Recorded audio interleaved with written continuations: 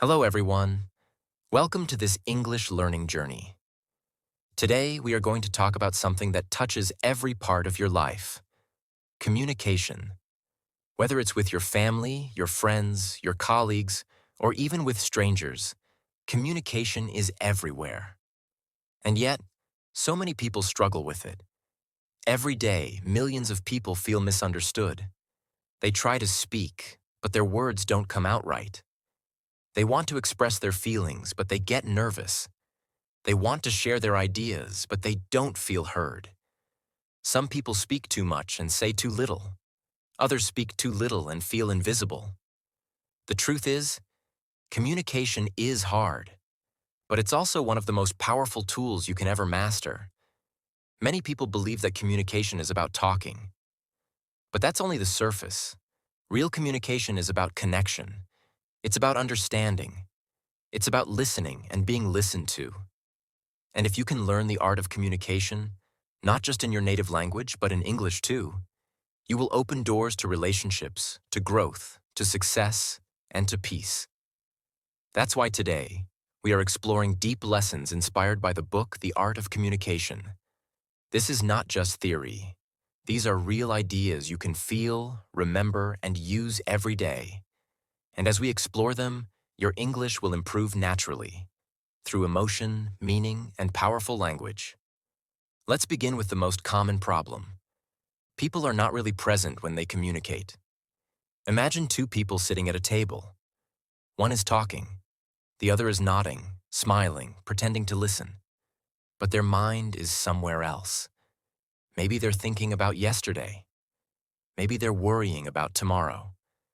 Maybe they're planning what to say next. In that moment, even if the words are correct, even if the language is perfect, there is no connection. And without connection, communication dies. That's why the first principle in the art of communication is be present. When you are present, you give someone your full attention. You are not just hearing their words, you are feeling their emotions. You are not reacting, you are understanding. Being present means putting your phone away. It means not interrupting. It means being quiet inside, so you can truly hear what is being said. And here's the amazing part. You don't need to be fluent in English to do this. You just need to care. People feel it when you are truly with them. Your eyes, your posture, your silence, all of it speaks louder than your voice. Now let's talk about listening. Everyone thinks they are a good listener. But real listening is rare. Most people listen to reply. They are waiting for their turn to speak. They are not really interested in the other person's world. And that's where real communication breaks. The art of communication teaches us to listen to understand, not to win, not to fix, not to judge. Just understand. When you listen with curiosity instead of control, people open up. They feel safe. They feel valued. And that creates trust. Trust is the heart of all great communication.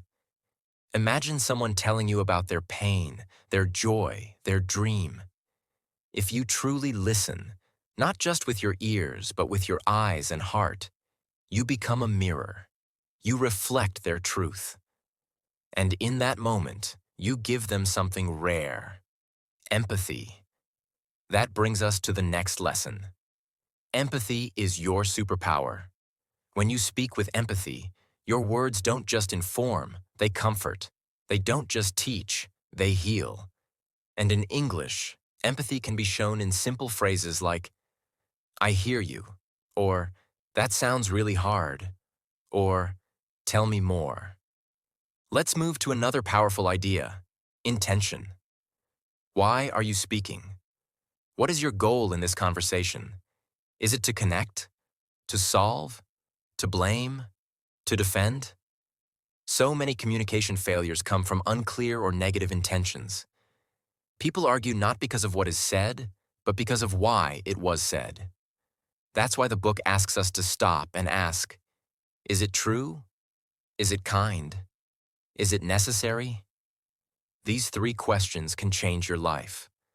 If you speak words that are honest, kind, and important, your relationships will transform.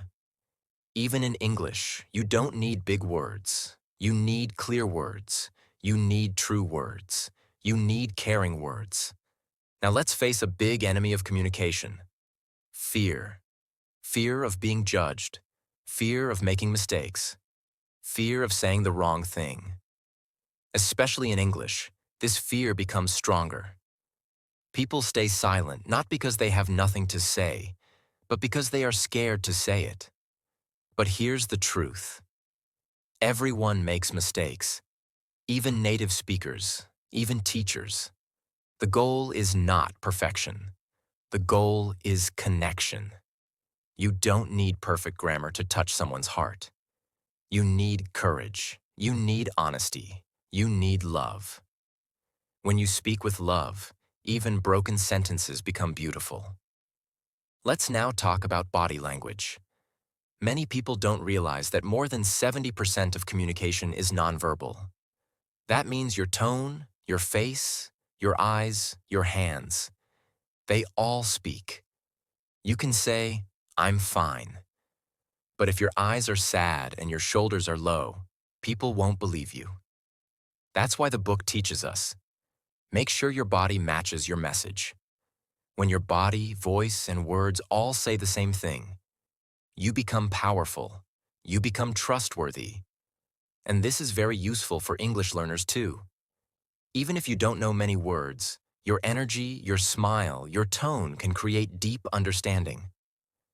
Now let's talk about something simple but powerful: asking better questions. Most people talk to share their own ideas, but great communicators talk to explore. They ask, they invite, they open space for others to speak. Think of the difference between asking, "Did you have a good day?" versus, "What made your day special today?" One is polite, the other is deep. One is routine, the other is real. In English conversations, practice asking deeper questions. And then, be quiet. Let the silence work. Let the other person speak. This is how trust grows. Conflict is another area where communication breaks down. Most people avoid hard conversations. They stay silent when they feel hurt, or they explode in anger. But both silence and shouting create distance. The art of communication shows us another path. Speak the truth with care. Don't accuse. Don't label. Speak from your experience. Say, "I feel hurt when," instead of "you always." Say, "Can we talk about this?" instead of staying quiet. When you bring love into hard conversations, even pain can become a path to closeness. Here's another idea. Communication is not what you say. It's what the other person hears. You may think you are being clear, but if the other person misunderstands, the message is lost. That's why checking understanding is important. You can say, "Did that make sense?" Or, "What did you hear me say?" This is especially useful in English, where language differences can cause confusion. Always be gentle. Always check. Always make sure the heart of your message has landed. Another truth is this: communication is a mirror. The way you speak reflects your inner world. If your heart is calm, your words will be calm. If your mind is kind, your tone will be kind. That's why improving your communication begins with improving your inner self. Practice silence. Practice reflection. Practice gratitude. The more peaceful you feel inside, the more powerful your voice becomes outside. Let's not forget humor. Yes, humor is healing. A kind joke, a light smile, a little laughter, they can soften any conversation. They can make people feel relaxed, seen, and joyful. You don't need to be a comedian. Just be light, be human, be real. In English, too, humor can be shared with simple phrases. A little fun creates big trust. Now let's talk about digital communication. These days, much of our talking happens through screens, text messages, emails, social media. but something important gets lost. Tone, body language, emotion. That's why it's important to slow down in digital spaces. Use kind words, add warmth. Don't be cold or too short. Say, thank you. Say, I appreciate your time. Say, wishing you well. These little touches change everything. As we near the end of this journey, here is the most important lesson of all. Communication is a practice. It's not something you learn once. It's something you grow every day. Every conversation is a classroom. Every silence is a teacher. Every mistake is a lesson. And as you keep practicing, both your English and your life will become richer, deeper, and more connected. So my friend, remember this. The art of communication is not about big words. It's about big hearts. It's not about fast speaking. It's about deep listening. It's not about being perfect. It's about being present. Every time you speak English, don't focus only on grammar or vocabulary.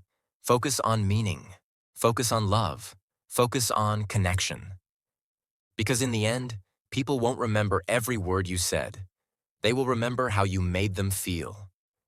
That is the real power of communication.